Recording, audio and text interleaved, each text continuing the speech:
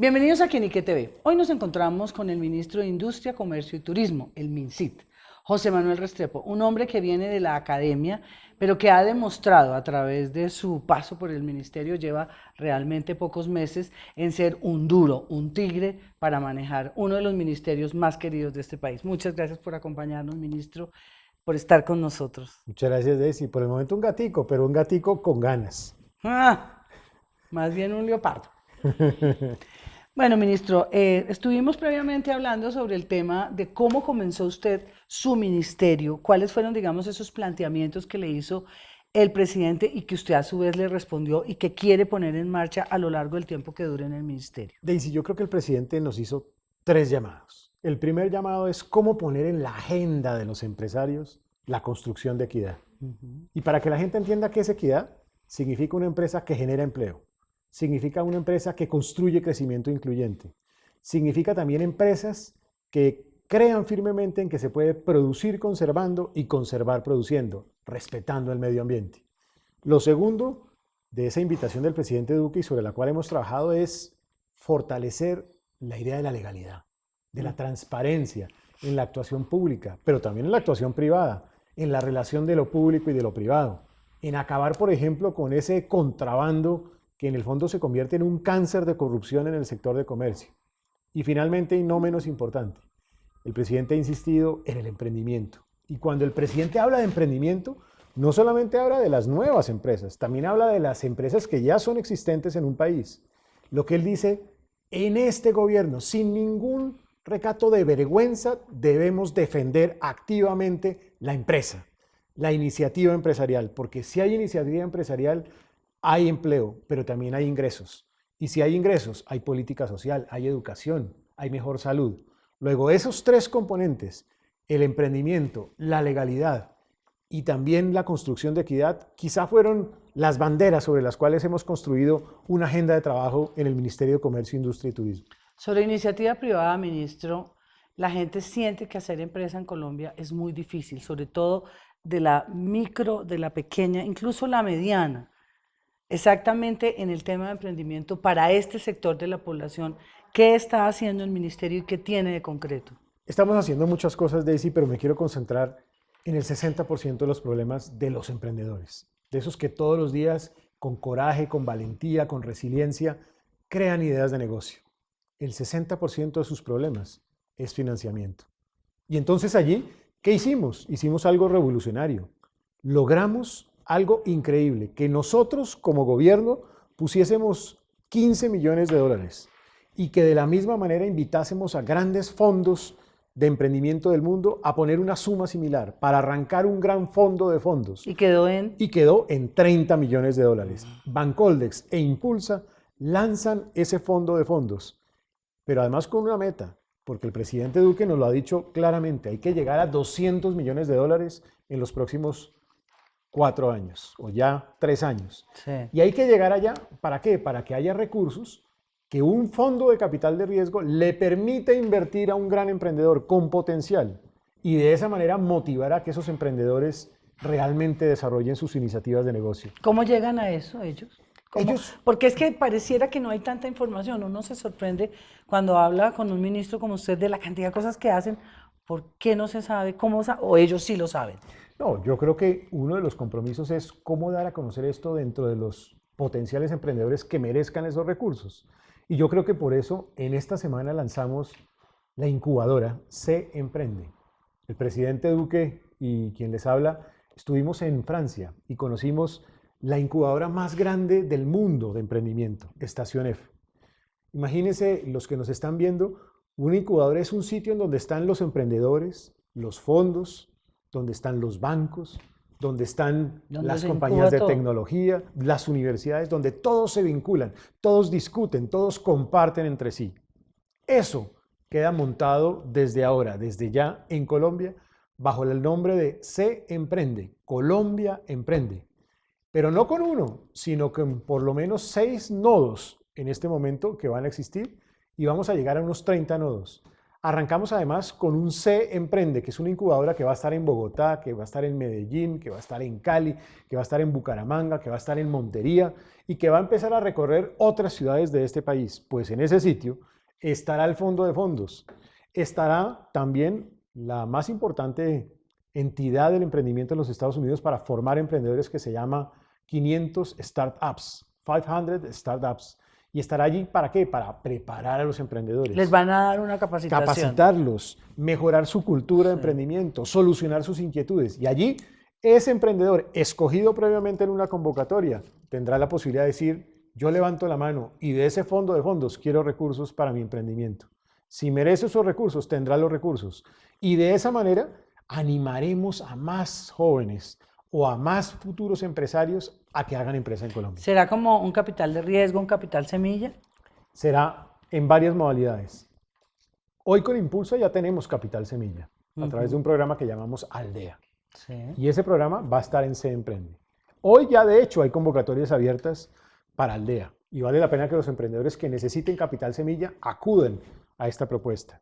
Pero en Se Emprende estará Aldea, naturalmente, pero también estarán estos recursos de fondos de capital de riesgo. Y esos emprendedores van a poder llegar a los fondos de capital de riesgo y van a medirse en grandes ligas a nivel nacional o a nivel internacional. Y quiero decirte, es posible hacerlo. Este fondo, esta entidad del emprendimiento norteamericana, 500 Startups, contaba en la visita que tuvimos con el presidente Duque a Silicon Valley, que el 30% de las solicitudes de recursos vienen de emprendedores colombianos. Porque Colombia es un país que, como ha vivido tantas dificultades, es un país que tiene resiliencia. Pero los colombianos tienen un talento extraordinario, un talento apasionado. Tienen además un talento que es capaz de superar la adversidad y tienen la creatividad. Esa combinación de factores hacen de nuestro talento humano colombiano y talento humano empresarial el mejor potencial para tener emprendedores hacia el futuro muy interesantes. Y lo hemos demostrado, hay empresas que ya en el mundo, como por ejemplo la última colombiana Rappi, acaba de obtener $1 billón en los fondos de SoftBank, lo que significa que es posible llegar a obtener capitales importantes para un buen emprendimiento. Los que lo están escuchando y son emprendedores, digamos, de los medianos, micro, pequeños, ¿cómo van a acceder a eso? ¿Va a haber una invitación? ¿Va a haber una convocatoria? ¿Cómo se van a enterar? Va a haber una convocatoria en donde vamos a escoger y seleccionar. ¿De la mano de quién? De los fondos de capital. ¿De la mano de quién? De la mano de 500 startups y de la mano de los expertos en el emprendimiento. Y a partir de allí, una vez se seleccionen, ese emprendedor va a tener un ecosistema extraordinario para trabajar, porque ahí va a estar universidades, van a estar los financiadores, van a estar los actores de Impulsa, va a estar el SENA también, va a estar en general todo el ecosistema de emprendimiento del país dispuesto a acompañar buenas iniciativas. Porque como dice el presidente Iván Duque, este país tiene que entender que es con emprendimiento como generamos crecimiento económico, como generamos riqueza en la economía. En Colombia tendemos a pensar siempre en lo más malo de todas las situaciones. Entonces, no, eso es para los ricos, eso es para las grandes empresas. Pero ellos también pueden llegar a quejarse, a decir, están preocupados por los medianos, pequeños y los micro. ¿Qué pasa con los grandes? ¿Hay algún convenio, por ejemplo, Cámara de Comercio? Usted lo comentaba previamente. Yo creo que en las empresas grandes hay otras apuestas de gobierno. La apuesta más importante que tenemos para en general el sector empresarial es cómo elevar la productividad. Porque llevamos 15 años estancados en materia productiva o disminuyendo la productividad. Productividad significa producir más, producir mejor. Derivado de eso, montamos en Colombia el programa Fábricas de Productividad, que implica que personas especialistas visiten las empresas, identifiquen por qué razón esa empresa es menos productiva, trabajen con el equipo humano y la gerencia de esa compañía durante un periodo de tiempo y al final midan el resultado. Pues bien, el semestre pasado, con 100 compañías demostramos que era posible aumentar la productividad en un 8%. Este año vamos a tener 1000 empresas. Y allí, de la mano de las cámaras de comercio, también de la mano del SENA, nosotros vamos a contribuir a que los empresarios sean más productivos. Y eso no termina. La otra forma como una empresa tiene que ser o puede ser más productiva es insertándose en las cadenas globales de valor, o sea, exportando. Sí. A través de ProColombia, el esfuerzo más importante es cómo darle a conocer a los empresarios qué oportunidades hay en los tratados de libre comercio. Hoy estamos en medio de una guerra comercial entre Estados Unidos y la China. Y claro, eso es preocupante, Y nos genera afecta. inquietudes, nos afecta. Pero también yo he querido mostrar el vaso medio lleno. También puede ser una oportunidad. No estoy diciendo que necesariamente lo sea. Y puede ser una oportunidad porque hoy productos como por ejemplo de la industria de la construcción, materiales de construcción, que van de China a los Estados Unidos, van a tener que llegar con 10 a 15 puntos porcentuales adicionales en el arancel. En cambio, si esos mismos productos fueran de Colombia a los Estados Unidos, tendrían 15% menos de costo, de precio. ¿No hay allí una oportunidad? Sí. Claro que la hay. Que nos Y compren. Colombia, por ejemplo, tiene producción de vidrio templado de grandes compañías, algunas de ellas incluso ubicadas en Barranquilla. Esas compañías tendrían hoy una gran oportunidad de llegar a los Estados Unidos. Entonces sí, hay que encontrar las oportunidades y nosotros estamos aquí dispuestos a abrir, a mostrar el camino de las oportunidades que puede tener una compañía para insertarse en las cadenas globales de valor exportando. Ese es solo otro camino para la gran empresa para Que ser más también necesita productiva. pedagogía, ¿no? Para que la gente Necesita se pedagogía, arriesgue. necesita capacidad de arriesgarse, necesita claridad sobre qué oportunidades hay en cada uno de los tratados de libre comercio. Nosotros estamos montados en un carro que va a alta velocidad, pero tenemos una gran ventaja, que estamos montados en una autopista de 7 carriles, 1.500 millones de consumidores a los que podemos llegar hoy en el mundo. Sí. Y no los estamos aprovechando. Mire, proporcionalmente las exportaciones respecto al PIB hoy son inferiores que lo que eran antes de la apertura económica. Colombia tiene todo el potencial para aprovechar el mundo entero y las oportunidades que allí se abren. Hay que atreverse, en primer lugar. Y en segundo lugar, nosotros tenemos que facilitar el comercio. También tenemos que hacerlo. Y tenemos que encontrar empresarios que descubran cuáles son esas oportunidades. Y para eso estamos también trabajando. Bueno, entiendo que hay un proyecto de ley del Centro Democrático que tiene que ver con las pymes y las MIPYMES y el tema de plazos más justos, porque es una queja. Yo he sido empresaria y todos nos quebramos con ese tema entre los impuestos, el IVA, toda la tributación y el tema de los plazos de pagos. Vi con complacencia que el Centro Democrático presentó en el Senado de la República una ley que contempla los temas del emprendimiento, lo cual me parece muy coherente en lo que hemos venido construyendo como gobierno nacional, y también un componente de pequeñas y medianas empresas y microempresas. Y tiene y contempla ese capítulo de plazos justos en los pagos. Eso me parece bien interesante. ¿Cómo es eso, ministro? ¿Cómo quedaría si se aprueba Mire, ese proyecto de ley? de lo que se trata es de reconocer que hay que garantizar y lograr que en la relación entre una empresa más grande que otra exista la garantía de que la forma como se dé la negociación no genere que al final el más grande se aproveche del más pequeño. Y una de las formas para lograr eso es definiendo claramente unos plazos en las facturas, unos plazos de pago. Lo que estamos viendo es que en muchos casos, muchos pequeños empresarios o microempresarios les están pagando a 180, a 200 días. Ahí se quiebran. Con un problema complicado, y es que le toca, por ejemplo, cancelar los impuestos en un periodo de tiempo de 2 meses, lo que significa que termina financiando con su capital de trabajo ese IVA. Entonces, ¿Todo eso se ajustaría con todo esa eso ley? se va a ajustar en ese camino, como lo ha venido haciendo Chile, como lo hizo España, como lo ha hecho el Reino Unido, como se ha hecho a nivel internacional. Esto no es un tema nuevo. Entonces la idea es ir caminando hasta llegar a unos 30 días de plazo. ¿Desde dónde? Desde unos 60 días, gradualmente llegando allá. De esa manera garantizamos que exista, yo creo que primero una solidaridad en el tejido empresarial, pero en segundo lugar, una forma de ética empresarial también. Sí, digamos, aligerar un poco las cargas, ¿o no? Aligerar las cargas. Este es un compromiso además que está en el Plan Nacional de Desarrollo. Yo sé que en la Cámara también hay otro proyecto de otros congresistas que va en la misma dirección. El país está reclamando algún mecanismo en donde se garanticen plazos justos de pago. Yo creo que, así suene redundante, es justo trabajar en esta dirección. Hay otro tema que me llama muchísimo la atención y es el de la cuarta revolución industrial. Y pues hemos sabido que ustedes tuvieron como país el privilegio de llevar a Davos un ejemplo de que realmente lo vamos a hacer o lo estamos haciendo. ¿En qué consiste eso, Lo primero es ministro? que es en plural. Estamos como país. Estamos siendo protagonistas de la cuarta revolución industrial en el mundo. Una entidad que no es menor, Foro Económico Mundial, le dice a Colombia: quiero que usted sea el primer centro de cuarta revolución industrial del mundo de un país hispanohablante. El quinto a nivel internacional, después de China, Japón, India y San Francisco en los Estados Unidos. Y queremos que Colombia sea el siguiente.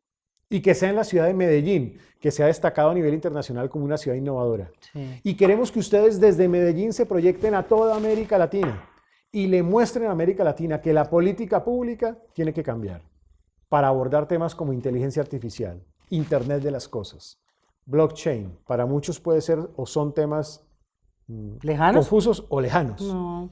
Pero esos temas son los que están revolucionando el sector empresarial en el mundo. Están transformando las empresas, están facilitándole la vida a los ciudadanos. Y aquí sí estamos trabajando, por ejemplo, Internet de las cosas. ¿Usted cree que hemos avanzado? Porque no lo hemos visto, uno lo ve más como algo que pasa en los países industrializados. Yo creo que hay algunas regiones del país que han empezado a trabajar en esa dirección. Medellín, por ejemplo, está empezando a trabajar en Internet de las cosas. Lo está utilizando para algunos temas de seguridad y lo está utilizando para unos temas de movilidad. Porque cuando se conectan los semáforos con las calles, con las zonas públicas, con los parques, yo tengo información. Y esa información es valiosísima para tomar decisiones de política pública o para identificar problemáticas que se están generando en una región, una zona de esa ciudad, en fin, para distintas razones. Yo creo que eso existe, pero podría existir mucho más. Pero también tenemos que evolucionar en la política pública, porque muchos de estos temas van, yo lo digo, es muchas veces la política pública va por las escaleras y las empresas van por el ascensor. Sí. Entonces hay que lograr un equilibrio entre lo uno y lo otro. Y aquí estamos listos a hacer política pública actualizada para esas demandas de la cuarta revolución industrial. Ya para terminar, me llamó mucho la atención cuando el presidente dijo, a raíz de la visita al Silicon Valley que usted estuvo, que vamos a hacer el Silicon Valley de América Latina. Nosotros en Colombia siempre nos vanagloriamos de ese tipo de cosas, ¿lo vamos a lograr? ¿Por qué? Mire, yo les voy a contar con una anécdota. Ayer un buen amigo me compartió una foto muy vieja, hace unos 60 años, en donde el presidente de China, con unos de sus ministros y algunos empresarios, hacía una visita. ¿Sería Deng Xiaoping? Deng Xiaoping. Hacía una visita a los Estados Unidos a conocer algo de esto que estamos viendo hoy en día como la revolución. Y en ese momento ellos ni se hubiesen imaginado ser lo que hoy en día son como país. Y al lado está la foto del presidente Iván Duque, con sus ministros, los emprendedores, los empresarios en Silicon Valley. Yo creo que cuando un país tiene un compromiso de fondo con estos temas y cuando se apuesta por ellos, es capaz de lograrlo. China lo logró. Aquí hay las tres condiciones para hacerlo. Tenemos talento, tenemos capacidad para innovar y creatividad, y tenemos emprendimiento. Si esos tres temas los ponemos a trabajar en función de la cuarta revolución industrial, este país no lo para nadie. Este país, en medio de las dificultades de la violencia que vivió en el pasado, fue capaz de crecer al 4 o al 5%. Sí. Este país, en las condiciones actuales y soñándose un país distinto, soñándose un país alrededor del emprendimiento, soñando en que es posible que nos unamos en la creación de empresa, es capaz de ser ese Silicon Valley o mucho más. Yo creo firmemente eso. Naturalmente esto tiene que seguir siendo una política de Estado. Y esa política de Estado significa que debe haber continuidad de políticas y que tenemos y debemos reconocer que si no hay empresa, si no hay iniciativa privada, no va a haber empleo. Si no hay empresa, no va a haber ingresos en la economía. Si no hay ingresos en la economía, no va a haber política social, no va a haber una buena salud, no va a haber una buena educación. Luego, yo sí creo que es posible y además creo que es necesario. Bueno, un mensaje para los futuros empresarios, para los emprendedores que tienen en mente o que tienen negocios y están en dificultades y necesitan salir adelante. No, yo lo que diría es muy importante decirles a esos potenciales emprendedores que esto tiene que tener un componente, uno o dos componentes adicional. Primero, valentía. Para ser empresario se necesita coraje y valentía. Segundo, que el talento es definitivo. Tercero, que hay que trabajar en cooperación. Esto no es un acto de genialidad. Y finalmente, que hay que tener una buena actitud. Hay que superar la fracasomanía. De pronto vivir la optimismomanía y creer que se puede lograr un país de estas características. Yo firmemente creo que eso es posible. Y la invitación es a que trabajemos por lo menos en esos 3 componentes y estemos atentos a los cambios que este país está construyendo todos los días por ustedes, esos futuros empresarios de Colombia. Bueno, un par de palabras difíciles, fracasomanía y Mismomanía. optimismomanía. Me quedo con la segunda, aunque me cueste más trabajo pronunciarla, ministro, de verdad. Muy amable, muchas gracias y esperemos que muchos de quienes lo vean a lo largo de mucho tiempo, porque eso tenemos los medios digitales, que esto permanece en el tiempo, entiendan que hay posibilidades y que tienen una persona que está dispuesta a ayudarles. Muchas gracias, de verdad, fue una conversación muy interesante. Muchas gracias, Daisy. Síganos en nuestras redes sociales, Quién y Qué, en Facebook, Twitter e Instagram. Quienique.com, el placer de saber, ver y oír más.